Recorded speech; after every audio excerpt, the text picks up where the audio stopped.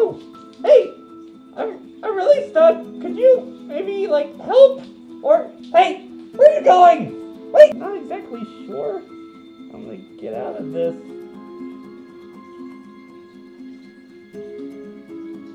He's not coming back, is he?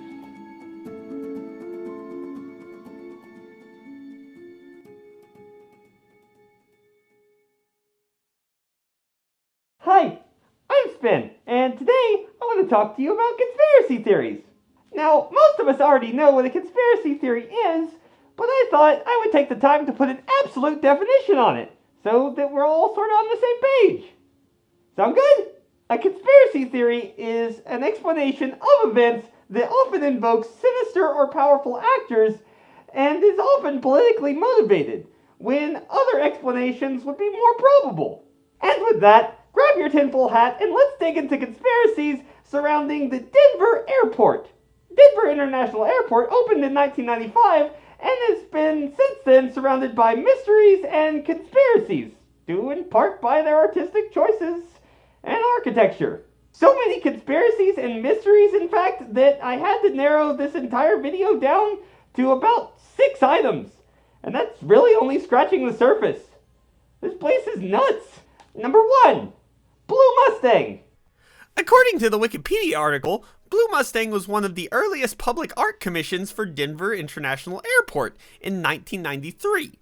The sculpture was based on an 8-foot-high Mustang, or Mustang, if I'm saying that right, which I know I'm not, on display at the University of Oklahoma. Standing at 32 feet tall and weighing 9,000 pounds, including its steel armature, Blue Mustang is significantly larger. Its creator, Lewis, and I'm not even going to try to say this guy's last name, I'll just put it on the screen here for you guys, was killed when the head of this statue fell onto him in his workshop, severing his artery in his leg. Imagine being killed by an unnecessarily veiny and demonic horse that you made. I suppose there's worse ways to go, but I'm struggling to think of any at the moment. This, coupled with the fact that the statue's eyes have a tendency to glow red at all hours of the day and night, gives this particular piece highly unsettling properties. Just a fun fact, most of the locals refer to this statue as Blucifer. It's hilarious. Some locals believe the statue to be evil, or even cursed. Still others think the horse represents the 4th horse of the apocalypse. That horse's rider is death. And that this is some sort of hidden message to a clandestine society. Whether or not this is true, it is undoubtedly a creepy statue that did kill its creator. Number 2. Over budget. Another reason people are very suspicious about the airport itself is that the original budget for it was $2 billion. But for one reason or another, the entire project went over by another $2 billion. Imagine being that contractor who had to go to city officials and tell them, hey, you know that airport we told you was going to cost $2 billion? Well, we were off by, say, $2.5 billion. This, of course, leads people to believe that the airport is more than what it appears on the surface. Some people have suggested that secret government facilities were also included in the construction, but never disclosed to the public. Not that that's not creepy enough. And this would be the reason why the airport went so far over budget. And because most people attribute billions of dollars worth of infrastructure as being ridiculous for an international airport, the theory seems to hold water. That is, until you start looking at the most expensive international airports in the world, in which Denver is listed as 8th at $4.8 billion, but it hardly holds a candle to some of the others ranging from $10 to $20 billion. Not unless all international airports are hiding something. And that can't be right, can it? These airports, by the way, were built around the same time as Denver's airport was built. But the largest question is not how much it cost, but why it was built in the first place, as there was already a perfectly serviceable airport close by. So why build a new one? Number 3. Underground facility. Now, let's go back and address the possible secret government facility which is located underneath the airport itself. Supposedly. It is true that there's quite a large amount of underground facility for this airport, but that's due in part to the completely underground baggage system. The system was supposed to be completely autonomous and revolutionary. The weirdness comes into play when you learn that the baggage system never worked properly to begin with, and no one seemed to care. This leads some theorists to believe that the baggage system was just another cover-up, so that they could continue creating vast underground networks that would house bunkers and facilities for unknown, hidden purposes away from the public eye. Because it's completely inconceivable that the projects just simply didn't work out, and the engineers decided to make lemonade out of the situation instead of pursuing a project that had failed over and over again. No, it must be a top-secret facility that is producing a super pathogen. Because that's just more likely. Right? Right? Now, what possible devious schemes could they be concocting in these supposed underground facilities? Some people believe it's where the government is hiding extraterrestrial life that has either been captured or willingly visiting the planet. Still others believe it is more in lines of a fallout shelter for the social elite that will use it to ride out the apocalypse. Whether or not this is true, the airport itself does offer tours of the underground facility. This is not something that you think a shadowy organization would willingly do. Like giving tours of their facility, and the off chance that you might stumble upon the secrets, right?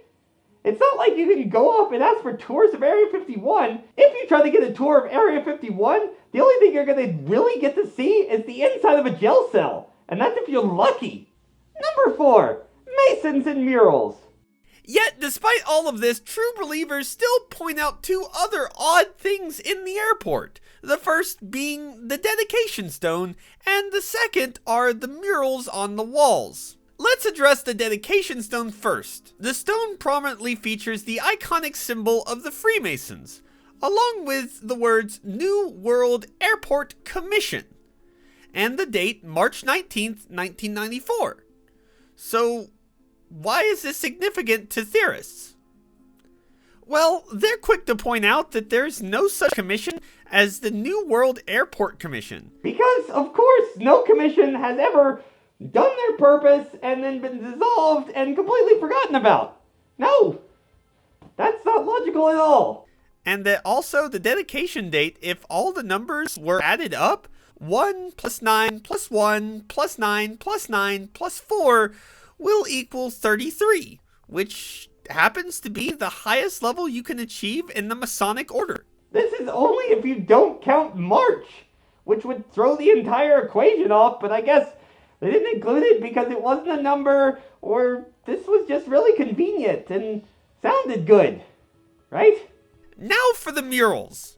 One in particular features a dictator-like figure wielding a sword, sweeping it over a destroyed city, and stabbing a dove, all while refugees flee and a crying mother is cradling a... What the Not exactly your average airport mural, and is more than a little creepy. So theorists have suggested that with the combination of these two, that it's a clue for those people in the know about a war to come, and this being a facility that will be involved in some regard.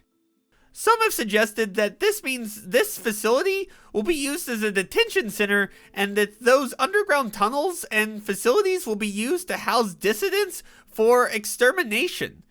Of course, this is all part of one big plot to take over the world, I guess. I can't personally understand why anyone would want to be in charge of this shit show of a carnival we call the world, but I guess people have to have hobbies, right? Number 5, swastika. The view from the top of the airport has a slight resemblance to the Nazi swastika symbol. Because of course Nazis, and Freemasons, and aliens, they're all in it together. Now, whether this is on purpose or just by pure coincidence is pure conjecture. People have stated that because of the implications of the New World Order possibly being involved with the airport, and the New World Order being linked to Nazi-like organizations, if not out-and-out Nazis, that this design of the airport is no coincidence, and in fact, it was a choice. I mean, it kinda looks like a swastika, but the kind of swastika you would get if you asked an edgy first grader to draw you one. Now, whether or not this is true, I have no idea. Number 6, self-promotion. So, the last theory that we're going to cover is the idea that it's all done for shameless self-promotion. Out of all of the possible theories that we have covered this evening, I have to say, I'm going to go ahead and use Occam's razor on this one and say that this is the most plausible and it holds the most water. The seemingly random and creepy art, along with all of the weird rumors and speculation, can only point to one thing. No, not New World Order, and no, not space Nazis determined to enslave the human race either. It could have just all been one really weird publicity stunt that got wildly out of hand. And really, if that's the truth, and they did all of this on purpose to get people talking about their airport and possibly using and visiting their airport just to see some of the stuff, then it has more than worked. Because when you think about the number of people that are still discussing the possible conspiracy theories surrounding this airport and how famous this airport has become, it's hard to say it didn't work. But I could be wrong. Space Nazi lizard people could be inhabiting the bunkers underneath Denver International Airport as we speak, plotting the overthrow of mankind. What do I know? I'm just a fox on the internet. Okay guys, thank you so much for watching the video. I really hope you enjoyed it. It's the first of our conspiracy theory videos. There'll be more to come later on. If you liked the video, remember to like, comment, subscribe, hit the bell, wherever it is, who knows. And if you'd like to follow me on social media, I will have all of the links down below in the description. If you'd like to support the channel, I'll have my Patreon link down below as well. Once again guys, thank you so much, and a special thank you to all of my patrons, which I'll have listed here.